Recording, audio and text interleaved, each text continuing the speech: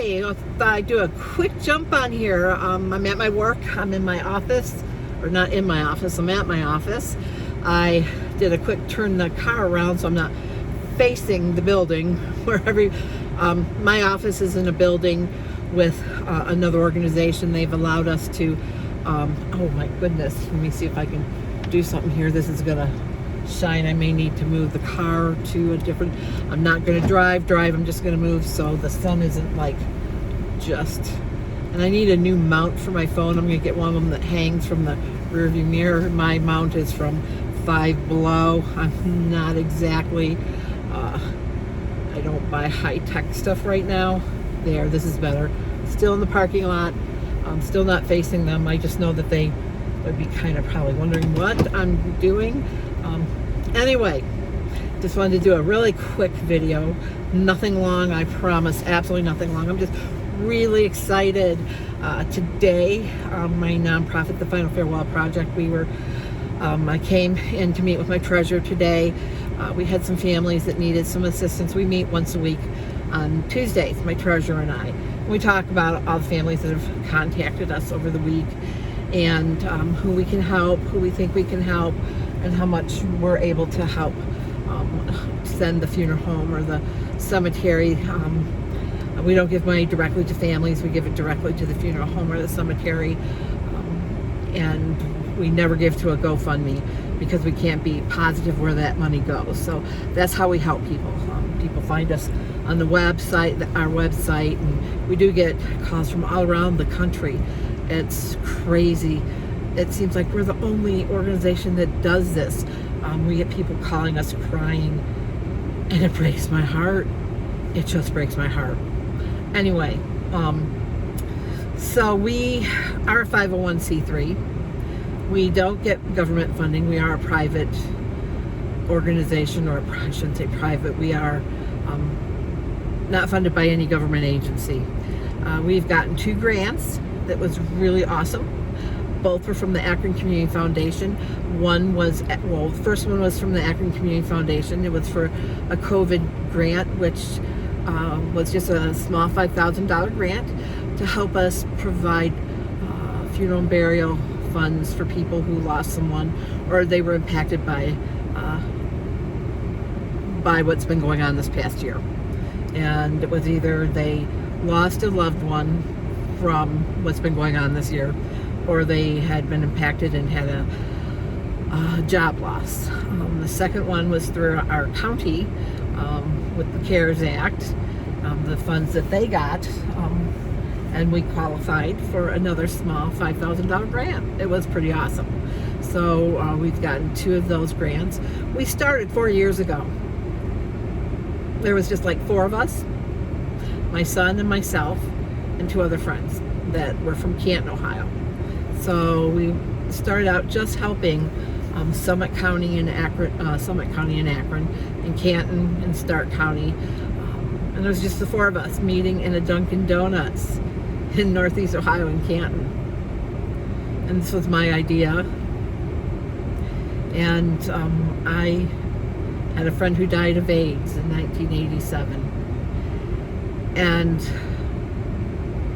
that's a long story in itself, and maybe I'll share that someday on a video. It's too long to go into this, but I just didn't want people to die and be forgotten about. Something a lot of people don't know is if you die and you don't have any next of kin,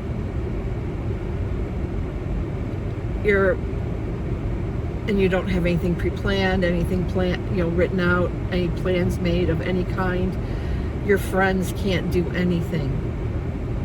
And when I started working with the Final Farewell Project, once we got going and we were up and running, had our 501c3, everything great,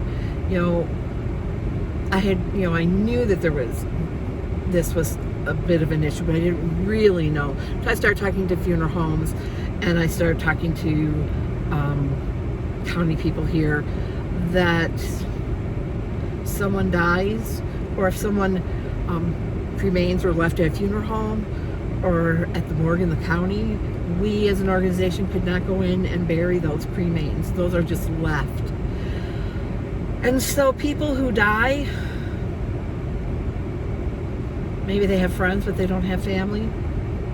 Those friends cannot take those remains and do anything with them. So we do have a program that helps with that, helps people who may be in hospice or maybe terminal, as in hospice, and they don't have any family, but they may have friends. So we do help to do some pre-planning and basically help pay for their final expenses, so that when they pass, they do have some things taken care of and paid for, so that they can be buried or cremated, and their friends or their loved ones or whoever they know are able to be a part of that, so that they're not just going to be sitting on a shelf in a morgue somewhere.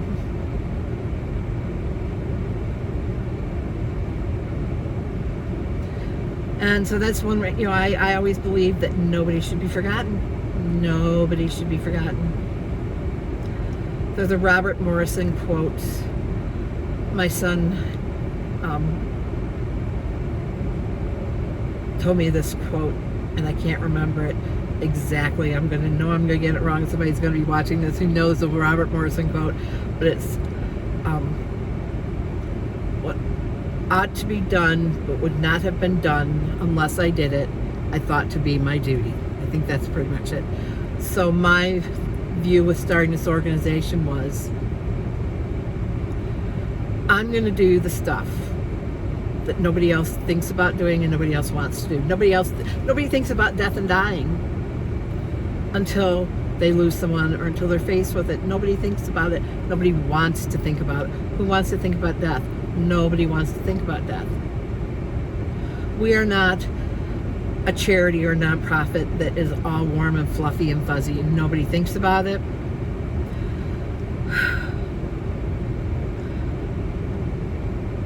And here, I'm not sad fishing at all. I am not asking for anything. Believe me, I'm excited today because we are starting to have people interested in us now. I'm really happy. We're becoming well known by people who have,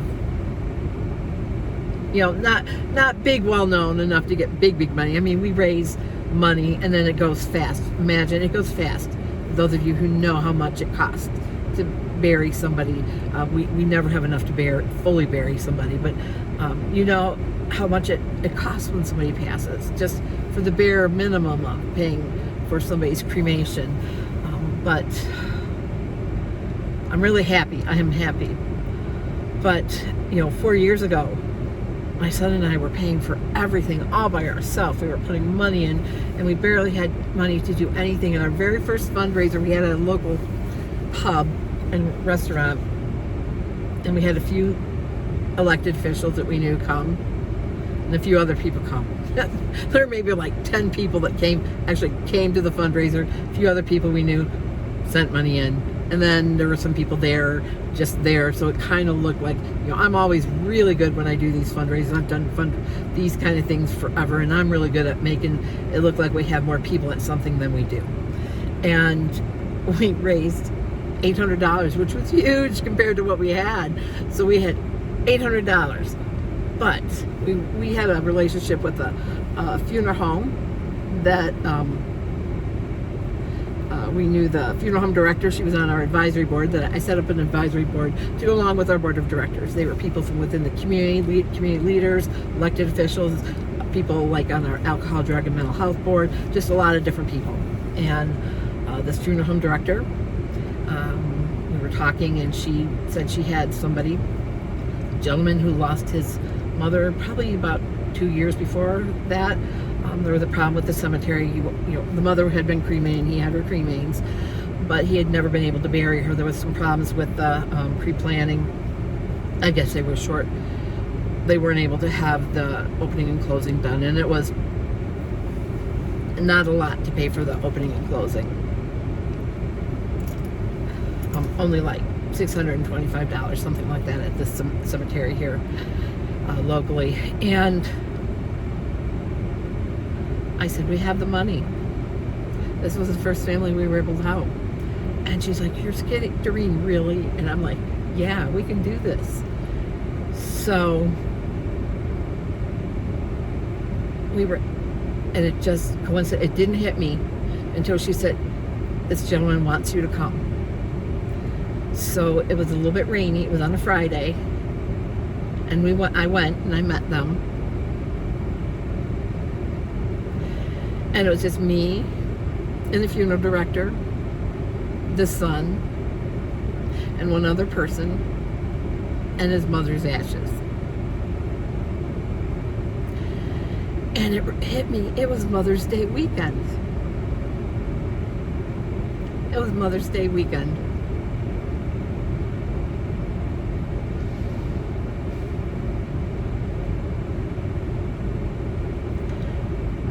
I had worked at a cemetery back home in Toledo, in my hometown. And that's where I got this idea, because there were families that would come in that didn't have the money. They thought they had a grave plot, so that they thought that was all that it took to bury their loved one. They didn't realize that there were opening and closing costs. I didn't know all that stuff until I worked at this cemetery. I actually thought the job I was applying for was more like a grief counselor. I didn't know it was actually a sales job, a pre-planning job, and that was okay. Because I learned a lot, and if it wasn't for that, I wouldn't have had the thought for this organization. Because I just saw so many people heartbroken that didn't have the money to do what they needed to do or what they wanted to do. So I knew what would happen, and I saw this man. They opened up. I was there while they lowered her, because I've been at a lot of grave sites and seen the families, and as a person working at the cemetery, I had to be at grave sites, and as the employee that stood the grave, you stay there until the casket or the cremains are lowered, and then you stay there until after the family leaves, and that was always a real special thing for me, because I always felt like it was more than just helping them with pre-planning or helping them whatever. I just felt it was such a sacred job that I had. I made it into more than just just sales or cleric or whatever. I looked at it as a sacred honor that I had. And so I was with this gentleman, and I watched them put his mother's cremains into the grave. And I cried. I went back to my car and I cried. And I realized, this is my life now. Now see, here I sit, 4 years later, 3 years later, 3.5 years later. And although I'm getting my license, I'm working to get my license in counseling. My area of focus is different than what I thought it would be 4 years ago. I never thought I'd be getting my license, working on my license and going further. But it's in grief counseling. That's, the counseling I want to focus on, and LGBTQ issues, but a lot of grief counseling. But I want my life to do this. I will give every ounce that is within me to do what I need to do, to have meetings like this Zoom meeting I had, to raise money, to find foundations. And dollars that we get from people that we raise is important. Yeah, that's important. But I'm talking about to find the foundations, to find the grants and everything, so that we can continue, because we get calls all of the time. The more that people find out about us, and that's great. But anyway, I just wanted to share this with you guys, because I'm getting more views, I'm getting more subscribers, and I thank everyone. It is so overwhelming how many subscribers I'm getting. It's crazy. I didn't think anybody would want to watch my videos, but I just wanted to share this piece of my life is so important to me. The Final Farewell Project. You can go to our website and look at it. We're working on it, trying to upgrade it, trying to make it look more fancy. We're going to get some pictures in it and everything, but I'll probably share more about it with you in time. As time goes on, I'm going to have some interviews with some people on our board. Some of our families have indicated they'd like to be interviewed and put on the YouTube channel. So with that, thank you everybody who's subscribing. Thank you everybody who's watching. I'm going to be uploading Renard Packard from the Packard Institute tonight as well. So I'm probably going to be putting out 2 videos tonight. And then I'm going to be meeting with Tug from Akron Say No to Dope. So you guys are going to be seeing videos from me multiple times a week, you know. And so anyway, thank you so much for watching my videos and watching me grow. I'm loving it. And I am going to drop the Final Farewell Project. I know I put that in my one video, but I am going to drop it in this video, as well as some other resources in case anybody, we're working with another organization called Grace House. That is a hospice that's being built here in Northeast Ohio in Akron. We're working with for the indigent. And I'm going to do an interview with their director. We're working with her. But we'll talk to you soon.